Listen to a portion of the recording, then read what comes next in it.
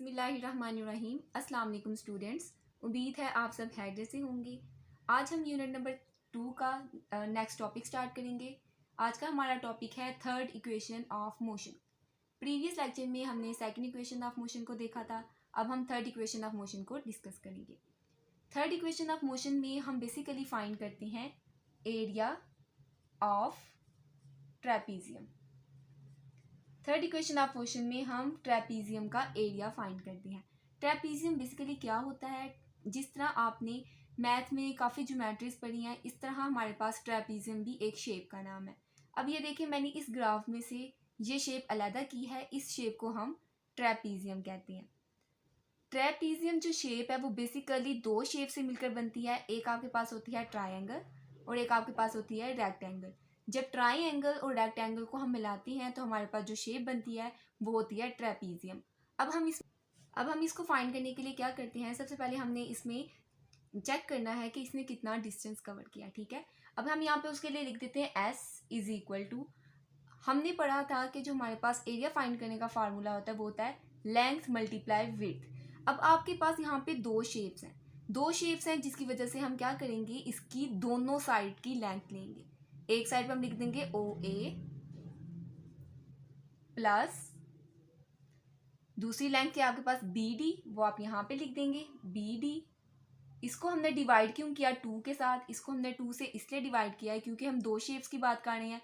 जब हम किसी भी चीज़ का एवरेज निकालते हैं तो हम क्या करते हैं, उससे जितनी लेंथ को हम ऐड कर रहे होते हैं उससे डिवाइड कर देते हैं। ठीक है, अब इसको मल्टीप्लाई कर देंगे उसकी विड्थ के साथ, और उसकी विड्थ क्या है OD। अब यहाँ पे हमने लिख दिया OD। अब देखिए यहाँ पे 2 हमारे पास डिवाइड में है, यहाँ जाकर हमारे पास क्या हो जाएगा, यहाँ जाकर हमारे पास मल्टीप्लाई हो जाएगा। यहाँ पे आ जाएगा 2S is equal to OA plus BD multiply OD। अब हमारे पास देखिए, हमने देखना होता है कि जब भी कोई बॉडी या कोई भी ऑब्जेक्ट मूव करता है तो उसमें एक्सेलरेशन प्रोड्यूस होता है। अगर डिस्टेंस कवर होता है तो एक्सेलरेशन भी ज़रूर प्रोड्यूस होता है। अब यहाँ पे देखें हमारे पास 2S आ गया, यहाँ पे हमारे पास एक्सेलरेशन की कोई वैल्यू नहीं आई। एक्सेलरेशन की वैल्यू निकालने के लिए हम क्या करते हैं, इसको BC ओवर OD से मल्टीप्लाई कर देते हैं। अब हम क्या करते हैं, इस पूरी इक्वेशन को BC ओवर OD से मल्टीप्लाई कर देते हैं। हमने BC और OD से क्यों मल्टीप्लाई किया, क्योंकि हमने देखा था कि BC में हमारे पास क्या प्रोड्यूस हो रहा था, एक्सेलरेशन टाइम के रिस्पेक्ट से प्रोड्यूस हो रहा था, और OD भी हमारे पास क्या है, टाइम। अब हम क्या करते हैं, इसको पहले मल्टीप्लाई करवा देते हैं। यहाँ पे आ जाएगा 2S BC over OD is equal to, ये इक्वेशन वैसे की वैसी आ जाएगी OA प्लस BD। इसको हमने इसलिए नहीं छेड़ा क्योंकि ये ब्रैकेट में है और ये इसके साथ मल्टीप्लाई हो रही है। यहाँ पे आ जाएगा BC over OD multiply OD। अब देखते हैं हम, ये वाले OD से कैंसिल हो जाएगा। अब BC और OD की हम वैल्यूज को पुट कर देंगे। यहाँ पे हम लिखते हैं 2S BC की आपके पास क्या वैल्यू है, BC आपके पास AT के इक्वल है, यहाँ हम लिख देंगे AT। और OD आपके पास किसके इक्वल है, OD आपके पास टाइम की इक्वल है, यहाँ पे हम लिख देंगे T is equal to OA plus BD multiply BC। अब हम क्या करते हैं, अब हम देखते हैं कि जो वैल्यूज कैंसिल होती हैं हम उसको कैंसिल कर देते हैं। अब देखिए ये वाला T और ये वाला T कैंसिल हो जाएंगे।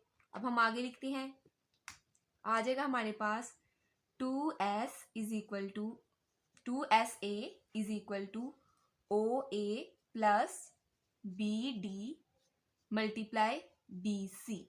हमने फर्स्ट इक्वेशन ऑफ मोशन में देखा था कि BC जो है वो हमारे पास किसके इक्वल होता है, BD माइनस CD।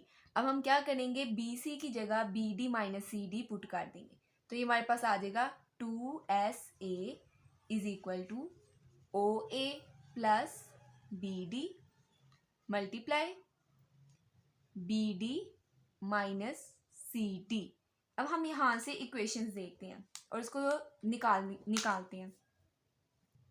आ जाएगा 2SA is equal to OA आपके पास किसकी इक्वल है, OA आपके पास VI की इक्वल है, इसकी जगह हम लिख देंगे VI प्लस वैसे का वैसे ही आ जाएगा बी डी किसके इक्वल है, ये आपके पास बी डी है, ये आपके पास वी एफ की इक्वल है।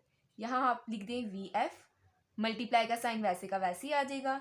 बी डी किसकी इक्वल है, बी डी आपके पास वी एफ की इक्वल है, यहाँ लिख दें V F minus C D किसके इक्वल है, सी डी आपके पास वी आई की इक्वल है।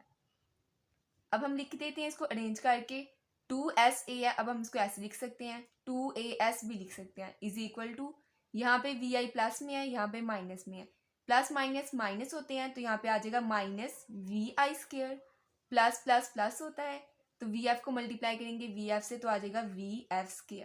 अब हम इसको अरेंज करके लिख देते हैं तो आ जाएगा 2AS is equal to V F square minus V I square. ये आपके पास थर्ड इक्वेशन ऑफ मोशन है। Third equation of motion basically area find करने के लिए इस्तेमाल करते हैं। जब हमने ट्रैपीज़म का एरिया फाइंड करना होता है तो उसके लिए हम थर्ड इक्वेशन ऑफ मोशन का इस्तेमाल करते हैं। स्टूडेंट्स, आज का हमारा लेक्चर यहाँ पर खत्म हुआ। इंशाल्लाह ताला नेक्स्ट लेक्चर नेक्स्ट वीडियो में डिस्कस करेंगे। तब तक के लिए अपना ख्याल रखिएगा। अल्लाह हाफिज़।